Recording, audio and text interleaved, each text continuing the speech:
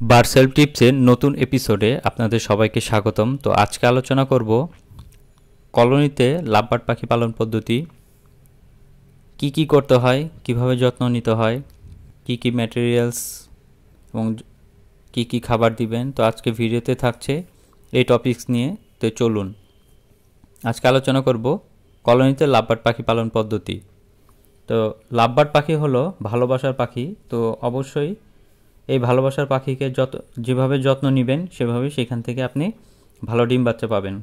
কলোনিতে লাভবার্ড পাখি পালনে অনেক বিষয় খেয়াল রাখতে হবে।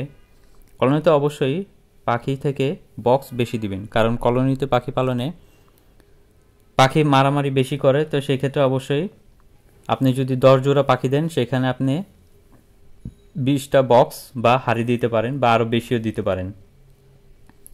আরেকটা বিষয় অবশ্যই খেয়াল করবেন, বক্স বা হাড়ি সব যেন একই উচ্চতায় থাকে। কলোনিতে পাখি ওড়াউড়ি বেশি করতে পারে, যে কারণে কিনা পাখির রোগবালাই কম হয়। আরেকটা বিষয় আমরা জানি যে পাখি অনেক সময় চর্বি দেখা যায়, চর্বি হলে পাখির ডিম বাচ্চা করে না। তো কলোনিতে পাখি পালার কারণে কলোনির স্পেস বড় থাকে, পাখি অনেক বেশি উড়াউড়ি করতে পারে, যে কারণে কিনা পাখির চর্বি কম হয়। ভালো ডিম বাচ্চা করার ক্ষেত্রে কলোনিতে লাভবার্ড পাখি পালন অনেক গুরুত্বপূর্ণ। কলোনিতে পাখি পালনে খাবার কম নষ্ট হয়, তো সেই ক্ষেত্রে অবশ্যই সাজেস্ট করব যে কলোনিতে পাখি পালন করুন। কলোনিতে লাভবার্ড পাখি ভালো আলো বাতাস পায়, খোলামেলা স্পেস বেশি পায়, যে কারণে কিনা পাখি ডিম বাচ্চা করে। আপনার পাখি যখন ব্রিডিং কোর্স করাবেন, অবশ্যই কলোনিতে ব্রিডিং কোর্স করালে মেডিসিন কম লাগে এবং আপনার সময়ও অনেক সেভ হয়। সেক্ষেত্রে অবশ্যই বলবো কলোনি বেস্ট। সহজে কম সময়ে আপনি ভালো ডিম বাচ্চা পেতে পারেন কলোনিতে লাভবার্ড পাখি পালনে। শুধু যে কলোনিতে পাখি পালনে সুবিধা আছে সেটাই না, কলোনিতে পাখি পালনে কিছু অসুবিধাও আছে। তো অবশ্যই সুবিধা অসুবিধা নিয়েই হচ্ছে কলোনিতে লাভবার্ড পাখি পালন। একটা কথা না বললেই না, যারা কলোনিতে পাখি পালন করতে চান লাভবার্ড পাখি অবশ্যই বড় স্পেস নিয়ে করবেন। সেক্ষেত্রে দেখবেন আপনার পাখি আলো বাতাস পাওয়ার সুবিধা স্পেস যেন থাকে। সেই ক্ষেত্রে দেখবেন আপনার পাখি ভালো উড়াউড়ি করবে, রোদ বৃষ্টি যে কোনো সময় তারা ন্যাচারালি একটা আবহাওয়া পাবে, যে ক্ষেত্রে কিনা আপনার পাখি ভালো মুডে থাকবে এবং মেটিং করবে, ভালো ডিম বাচ্চা করবে। কলোনিতে নেস্টিং ম্যাটেরিয়ালস বেশি দিয়ে রাখবেন, কারণ ওইখানে অনেক পাখি থাকে। কারণ আপনার যারা বলেন যে পাখির মারামারি দেখতে চাই, তাহলে কলোনিতে যদি লাভবার্ড পাখি পালন করুন, দেখতে পারবেন যে আপনার পাখি কিভাবে মারামারি করে। তো সেই ক্ষেত্রে অবশ্যই বলবো যে কলোনিতে নেস্টিং ম্যাটেরিয়ালস বেশি দিয়ে রাখবেন, কারণ একটা পাখি আরেকটা পাখির জোড়া দেখে এবং অনেক সময় নিজেদের মধ্যে অনেক মারামারি করে। সেই কারণে অবশ্যই কলোনিতে পাখি পালন ক্ষেত্রে সব কিছু পর্যাপ্ত পরিমাণ দিয়ে রাখবেন।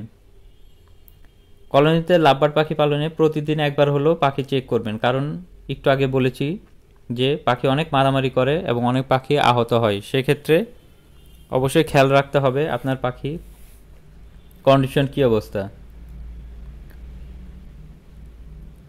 কলোনিতে পাখি পালনে পাখি ময়লা বেশি হলেও আপনারা সহজেই পাখি পরিষ্কার করতে পারবেন পাখির ময়লা, কারণ খোলামেলা স্পেস থাকে। এক পাশ থেকে পরিষ্কার করা শুরু করলে সহজেই আপনারা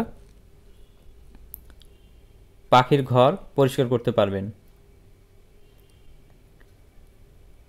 কলোনি পাখি পালনে একসঙ্গে অনেক পাখি পালন করা যায়, যে ক্ষেত্রে কিনা আপনারা যারা লাভবার্ড পাখি পালতে চান বা লাভবার্ড পাখি মিউটেশন নিয়ে কাজ করতে চান, তো বিভিন্ন রকম মিউটেশন কলোনিতে দিয়ে আপনারা আপনাদের পছন্দ মতো ভালো ডিম বাচ্চা করাতে পারবেন এবং মিউটেশন অনুযায়ী পাখি পাবেন।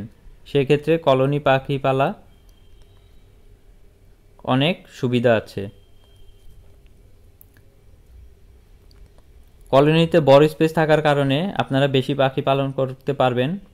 দেখবেন আপনার খাবারের কস্টিং কমে যাবে এবং অন্যান্য সব দিক দিয়েই সুবিধা পাবেন।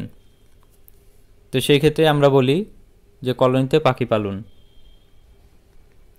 শীতকালে আমরা জানি যে সব ধরনের পাখি বেশি শীত পড়ার কারণে পাখি মারা যায়। তো কলোনিতে বড় স্পেস থাকে, সেই ক্ষেত্রে আপনারা বেশি পাখি দেন, এতে পাখির আর্দ্রতা বা টেম্পারেচার যেটা বলেন সেটা পর্যাপ্ত পরিমাণ থাকে, যে কারণে কিনা কলোনিতে পাখি শীতে তেমন কাবু হয় না এবং পাখি মারা যায় না। কলোনিতে আমি আরেকটা কথা সবসময় বলি, সবাইকে বলি এই কথাটা, যে পর্যাপ্ত পরিমাণ সব কিছু দিয়ে রাখবেন।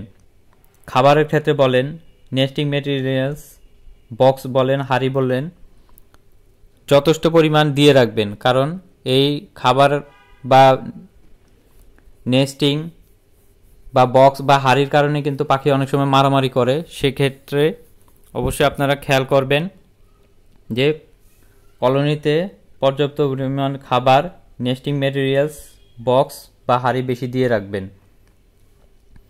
তো আজকে মোটামুটি ভিডিওতে অনেক টপিকস নিয়ে আলোচনা করেছি।